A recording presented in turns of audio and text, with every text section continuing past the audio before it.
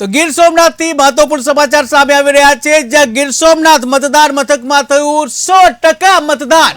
ગીર સોમનાથ મતદાન મથકમાં 100% મતદાન થયું, ત્યારે ઉના વિધાનસભા મત વિસ્તારમાં 100% મતદાન।